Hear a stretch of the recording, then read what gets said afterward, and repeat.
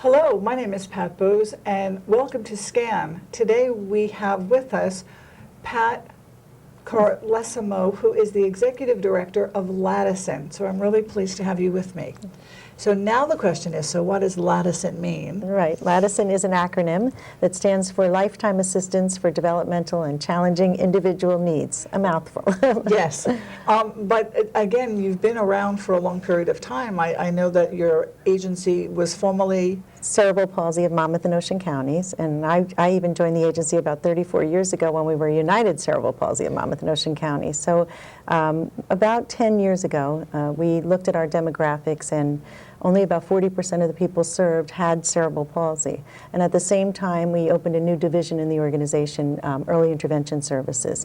And we were given a contract by the state, and we started to serve hundreds of children in that program. And in the last 10 years, it's grown to be thousands of children in that program.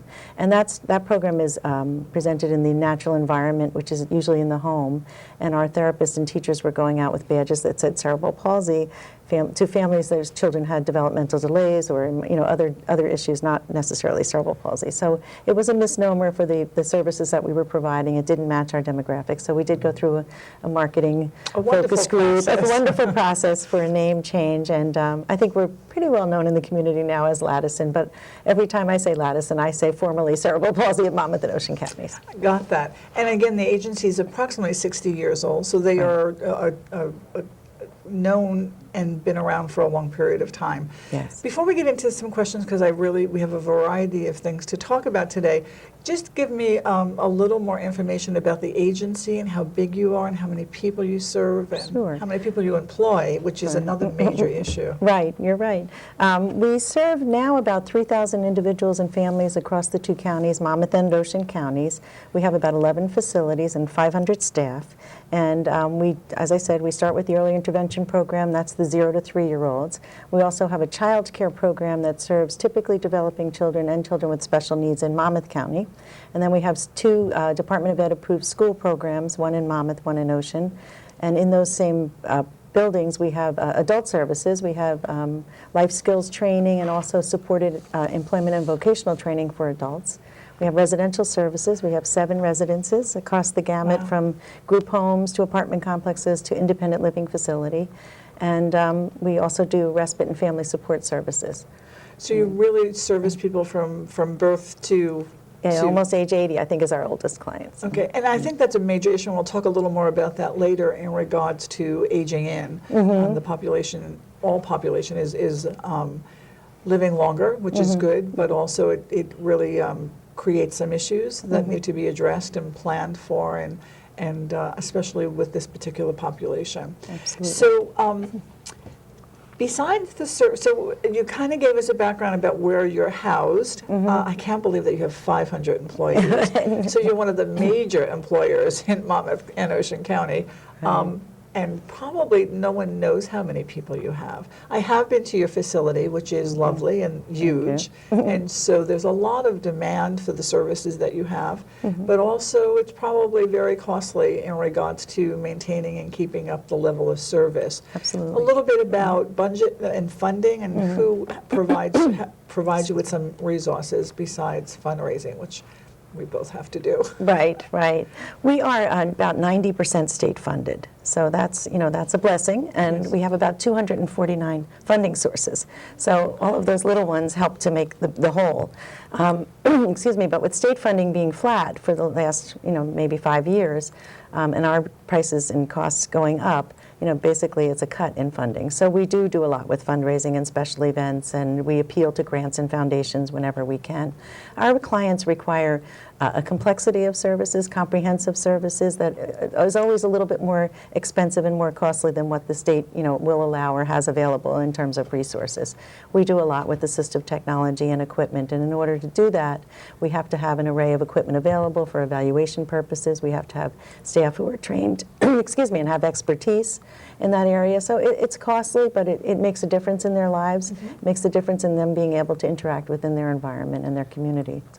So 240 plus funders. Right. My head is spinning because that, coming from your world, I understand grant management, and that's a lot of management that has to happen to make sure that you're complying with all of those funders and keeping them happy. Yes. So talk to us a little bit in regards to how does someone access your service if they need it, or to get basic information. Okay. It sort of depends on the program. Early intervention services, you come through the service coordination units in each county, and they would refer them. In Monmouth County, they refer the family to us for an evaluation for eligibility. In Ocean County, it goes through the service coordination unit as well. Is that on the county level with Human Services, or? It's Department of Health. Okay. And it's the VNA in Monmouth County, Department of Health in Ocean County. And once they're in the system and they become eligible, then there is an IFSP. English? I'm sorry, an evaluation for eligibility. Once the child is determined eligible, then they'll meet with the family and devise a plan, and they'll be assigned, or an agency may pick them up. And we provide services to about 350 families across the 2 counties, but there are other provider agencies out there as well for early intervention. For the school programs, they come through their local school districts, and they have to be approved by the local school districts. We enter into a contract with the district for the child. They pay the tuition and they pay for transportation. And then for adult services, our funding comes through the Division of Developmental Disabilities. And right now, the system works that we have what's called a contract reimbursement program, which is funded. We have a certain number of slots for adult clients each contract year, and we serve about 180, I think, in the 2 counties at this point. As we know, the services are changing to be the money follows the individual in the future, and that will be a little different for us. But right now we have a contract reimbursement. And availability of slots, say we have graduates from our school program moving into adult services, we will help the family advocate for one of the slots or for our services if they so desire. And then they have to be referred through the Division of Developmental Disabilities for residential services and respite services for the most part. So it goes through another conduit to get to you. So they go through a door. Yes. And basically then it's managed or case managed, and then it's referred. Right, and we will walk them through that process if they contact us. Good point, because they can contact us directly at 732-493-5900, or they can come through our website, www.ladacin.org, and contact us that way. And then we will connect them with the right social worker or service unit or service or program. And I think that's important because a lot of times people just don't know how to use the system. I mean, we've been in it for a long time, but they don't know where to start. And the other is when I love when they say, well, just go look us up on the website. Well, some people don't have computers. They don't know how to do that. Right. So again, maybe you can give us your phone number one more time Right, in case they have questions. Absolutely, 732-493-5900. And we love to give tours of our facilities, have people come in and experience what we do so that they truly understand the type of clients we serve and the types of services that we provide. Great. The other is, so what's so new and unique about the services you provide? Well, not so new, but unique, I believe, is our service delivery model, which is a transdisciplinary model, and it has been since I started there.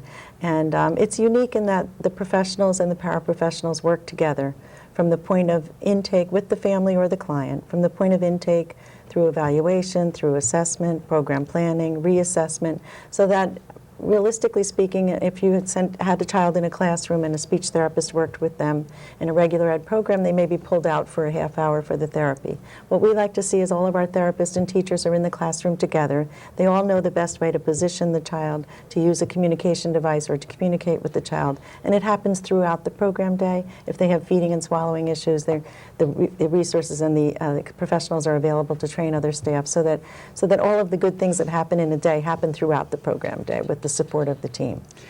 And so one of the questions that I'll probably be asked is, why are we talking about this? And I do think that one of the issues that are really a concern of mine is that no one else is. No one's talking about people with disabilities, especially after the last superstorm that we went through. So we will continue that. The other is that your agency uses a lot of seniors in providing services, but also I think the bigger question is that a lot of seniors are aging in, and if they have children who have disabilities, who are living at home, the fear factor must be huge. And so we can talk a little more about that and what's available to them and how they can plan as we go on in our conversation today. I think that makes a lot of sense. I do have a personal connection with persons with disabilities. I had a sister who was severely mentally and physically disabled, who passed a couple of years ago. So I've been through the system, and she was placed in, and so I understand all of the meetings and reevaluations, and so it is personal, but also I'm happy to have been her voice, and I'm also happy that I know the system so we can help people get through that. So some challenges that you face. Well, with all of our programs and services, we're always concerned about funding and sustaining the programs at the service level that we have right now. And we have a commitment to excellence, so we want to make sure that our services are exemplary, and they are costly. We have, for instance, a fleet of 40 vehicles, lift-equipped vehicles, and we provide transportation for our adult clients to our day programs and from their residences into the community. To sustain and maintain a fleet of vehicles and the drivers and the training and the gasoline and the maintenance, et cetera, is very costly. That's one area where we're constantly strapped. And just, as I said earlier, some of the complexities of the clients that we serve and their needs, they are at times very medically fragile. We want them to have access to, say, clinic doctors. So we have physiatrists, neurologists, nutritionists, swallowing experts who come to our center and once a month or more often and work with the clients and their families to make sure that what the services that they are getting are meeting the needs that they have. So we do some of these special service provisions, and that is costly. That is costly. Yeah. And we don't want to give anything up because we like what we do and we think it works. And again, I guess the mantra has been for the last couple of years, leaner and meaner. And so I'm sure, I know that most not-for-profits have looked at in every nook and cranny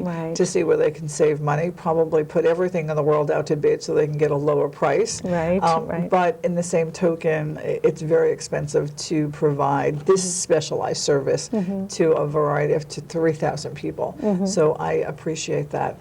We're going to take a short break, and we will be right back.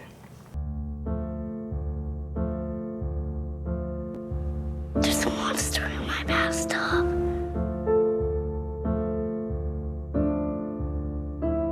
There's one on the couch.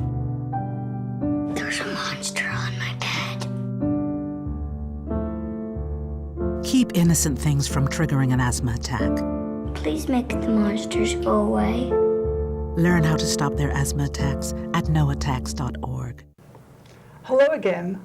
My name is Pat Bose, and I am with Patty Carlesimo, who is the Executive Director of LADACIN, and we are talking about the services that LADACIN provides. And with that, I really would like to talk a little bit more about eligibility for some of your services. So especially the adult population, how does that work?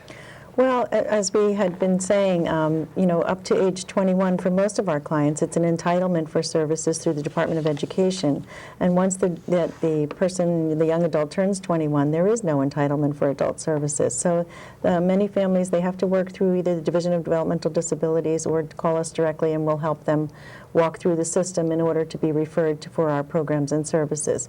But there is no guarantee of funding for services at the adult level. It's much better than it was several years ago, and the state is making some changes. They were just approved for a comprehensive waiver that includes a supports waiver that will allow families more choices for services in the community and for respite services in the home. So that should improve the system, but that's probably a year or two off from now. So. Yes, and I'm familiar with some of that because Right. on the senior side, Right. we're part of that same waiver program. Oh, okay. You're learning it too. Yes.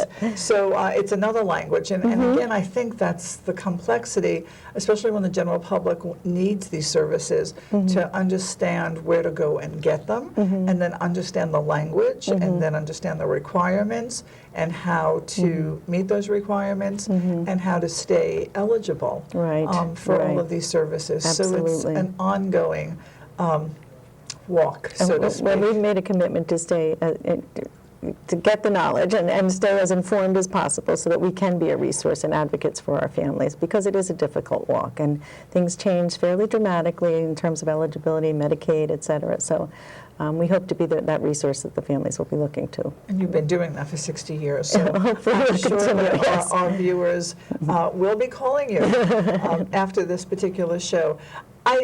Maybe this is a good time for you to share a story in regards to one of your clients that you've been serving for years. I would love to, and your sister's story touched my heart because recently we lost a very beloved client who lived in our independent living facility and came through our work and supported employment program. And he actually worked here at the Monmouth Mall for many years, and he created this niche job for himself where he worked for Burger King, and he wore a Burger King hat and shirt, and he had a power wheelchair, so he rode around on his wheelchair, took orders for lunches, and then delivered the lunches to the employees here for many years. He was one of the pillars at the mall, so quite a character. And my story about him is that I had received a call that he had chest pains and he was taken to the hospital in the middle of the night, and so I stopped at his residence in the morning on my way to work to check on him. And I went through the front door, and he nearly bowled me over with his wheelchair with his Burger King hat on. And he said, "Sorry, Patty, I'd love to talk, but I have to catch the bus and get to work." Because I said, what about your heart? No, I'm fine. That kind of perseverance and commitment, and just a joy to be around. And his family was very saddened by his death and became part of our family. And so it's a huge hole, and we miss him, and that happens, and you should get used to it. We never get used to it. We really Sure. become intermixed families when we serve our clients. So let's talk a little more about the clients that have aged in, or again the children of the clients that are aging in. Right. I'm very familiar with a lot of parents who are now in their 60s and 70s, and their child stayed home with them versus been able to go to a residence or had some independent living ability and stuff like that. Right. And the question is, how should they plan? What should they do? What's the prognosis, or what's the Right. future look like? Right. Well, unfortunately, the waiting list is huge for residential services. It's 8,000 to 10,000 people on a waiting list. Wow. I believe part of the state's plan is to look at the developmental centers and begin to close the developmental centers to bring the resources into the community to provide the kind of community supports that are necessary to bring people into residential programs. And I think they need to be actively involved in the program planning, make sure they're known to the Division of Developmental Disabilities. They can work through agencies like ours. We have a list of people waiting for residential services. We have 7 right now and 2 in the works in Millstone Township. We're hoping to build 2 more group homes.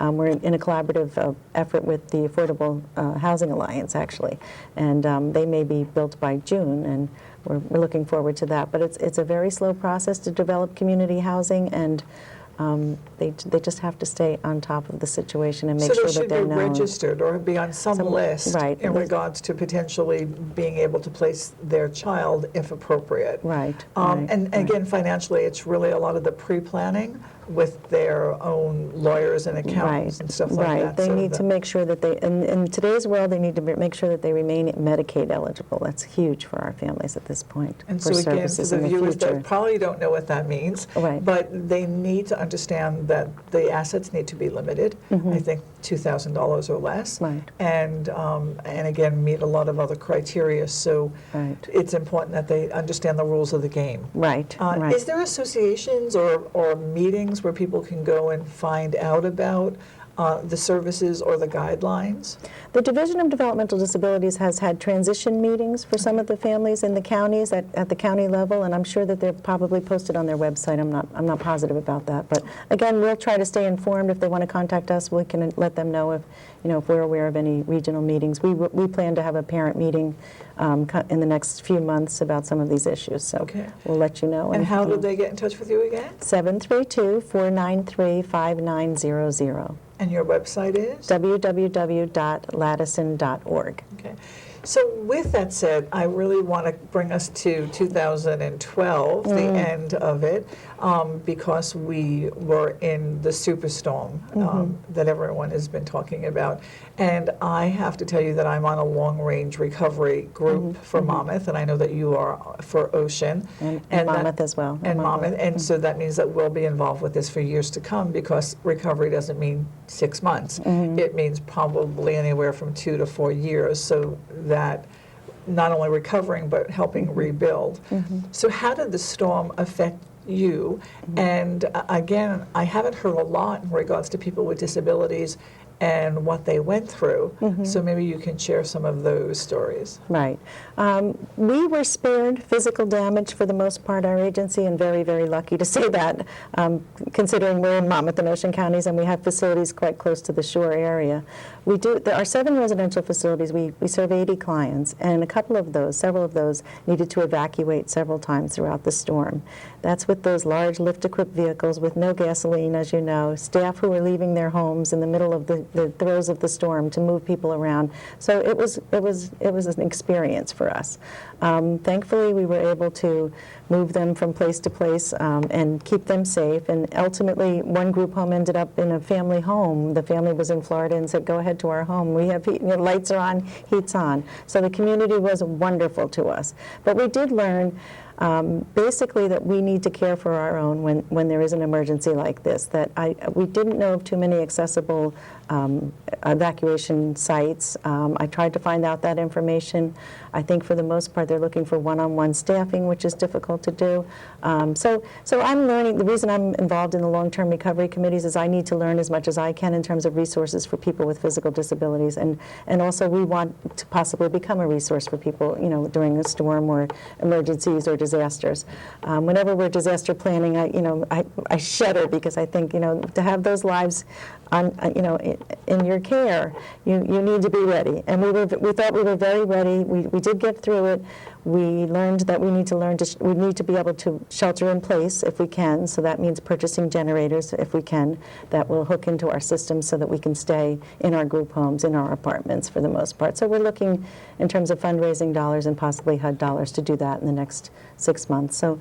But we heard also from some of the families, our day programs were closed, of course, for 7 days in one county and 8 days in the other county. But we heard stories from some of our families. Our children have oxygen, they have feeding tubes, they have, medication needs. One mom brought her son to the hospital for nebulizer treatments every 4 hours, night and day, because she didn't have the power. So, there were challenges. Some of our folks are on pureed foods, and in order to puree the food, if you didn't have a battery-operated, system, it didn't work. So we learned some of the complications that we learned new for the first time because of the storm. So we have a list of things we won't do again, hopefully, or things where we could maybe help our families, in areas where we could help our families prepare better. So. And I think that you could probably take that list and really convert it to seniors, because a lot of them face the same, in some cases, limitations and or needs. I mean, especially if they're using oxygen, right. If they're in a wheelchair, if they're in a bed that is operated by electricity, right. or for rising and getting out of it. Food was a major issue. I mean, I do know that the local Meals on Wheels program went out of their way to help provide food to those that they knew about. That's one of the other things that we're working with as far as the Office on Aging is this readiness program that people register, so that register in regards to where they live, so that if there is this storm, their local municipality knows to go and seek them out to make sure that they're okay. And that's a really big piece, because many people don't want to give up their information. It's all confidential, so we're really pushing that program here. So anyone who is listening to us can contact SCAN, and we can help get them registered for the program.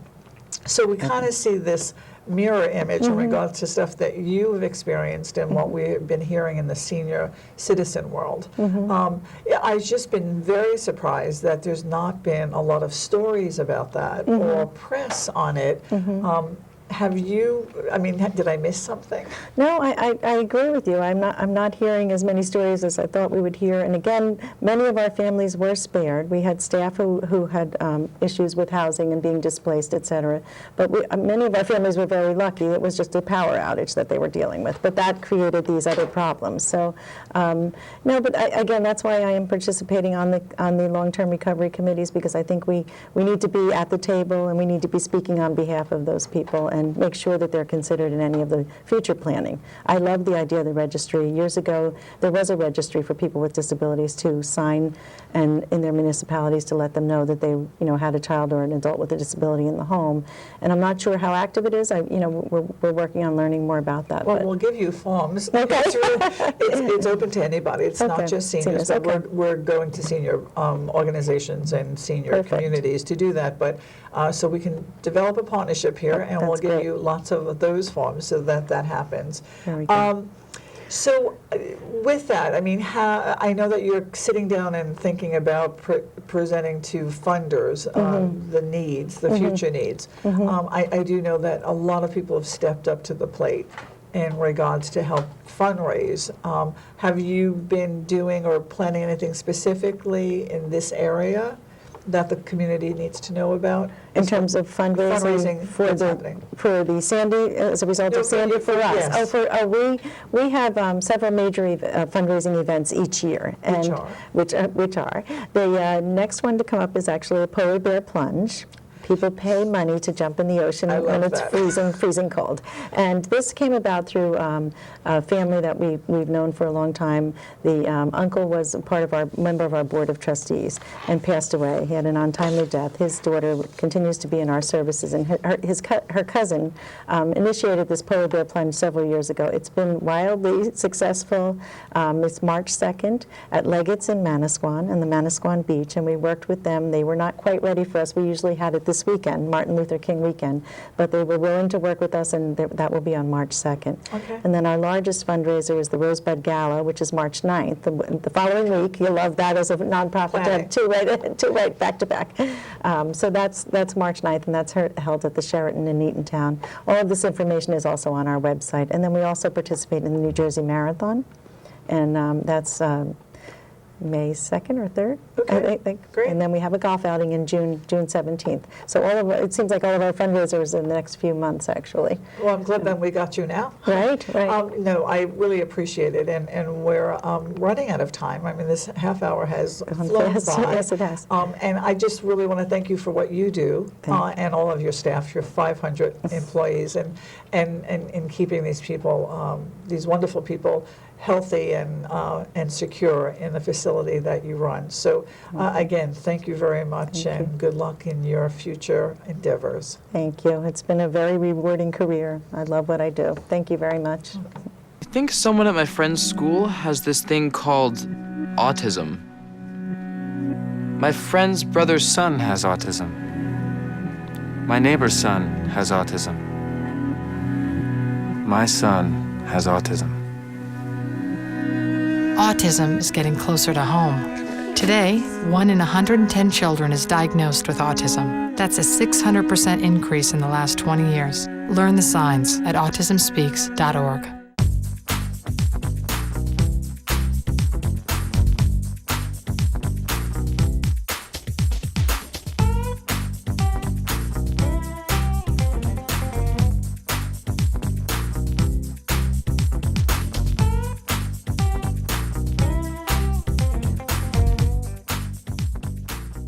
How to locate Scan. Scan is easy to locate once you find the movie theater at Monmouth Mall. As you enter the parking lot from Route 35, the theater is almost directly ahead of you. Drive towards the theater, but go up along the left side into the parking lot. As you approach the end, you will see entrance number 3 on your right. Park and enter the building here. Once inside, you will see a staircase that only goes down. After passing through the doors at the bottom, turn to your left, and Scan is right there.